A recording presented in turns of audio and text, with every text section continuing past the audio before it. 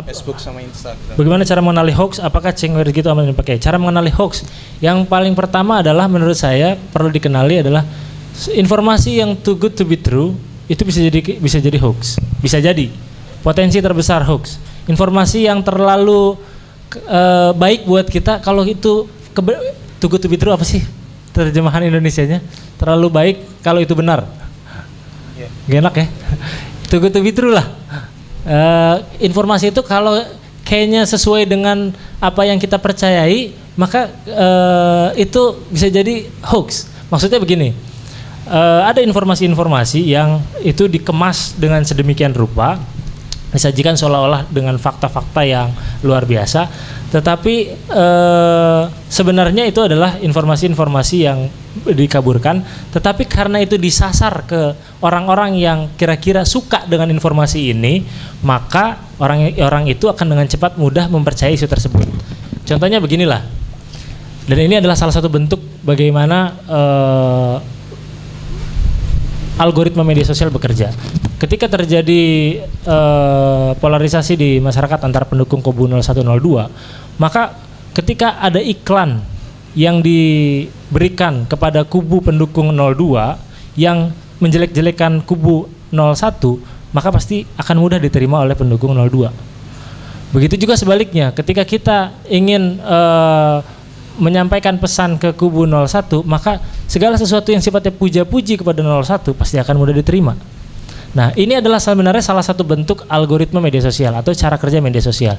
Di media sosial menurut para sosiolog itu gampang sekali menciptakan sebuah fenomena yang disebut dengan filter bubble.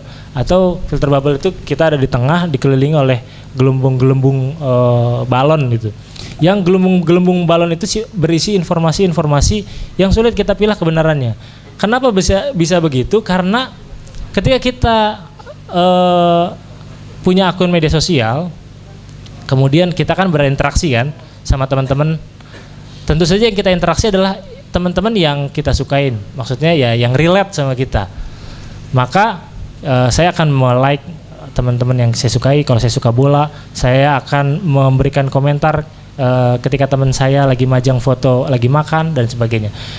Pada akhirnya media sosial apapun bentuknya, YouTube, Instagram, Facebook, akan mengeliling kita dengan orang-orang yang dianggap sesuai dengan kesesuaian kita, sesuai dengan minat kita.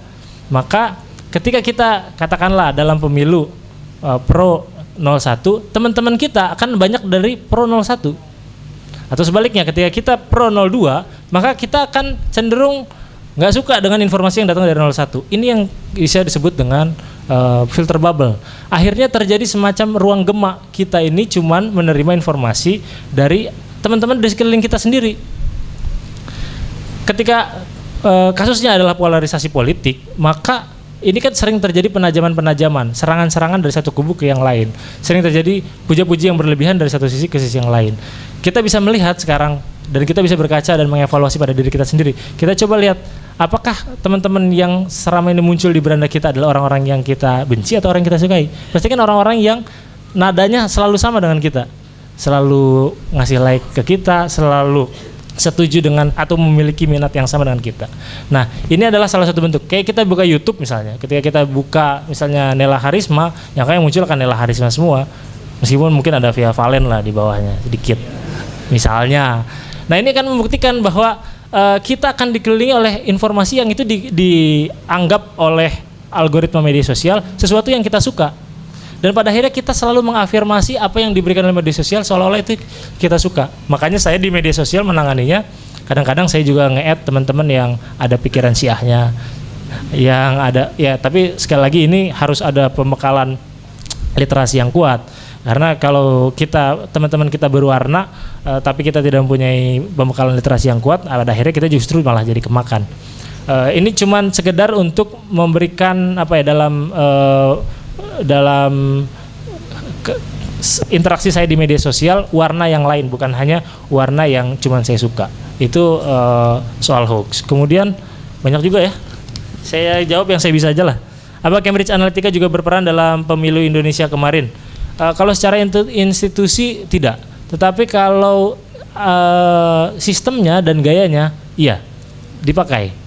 Terbukti kalau buktinya adalah salah satunya ketika teman-teman mendapatkan iklan-iklan Facebook Ads tentang mendukung atau menghina salah satu pemimpin atau calon presiden, maka itu adalah sistem yang dipakai oleh Cambridge Analytica. Salah satu tandanya itu. Wallahu a'lam bishawab.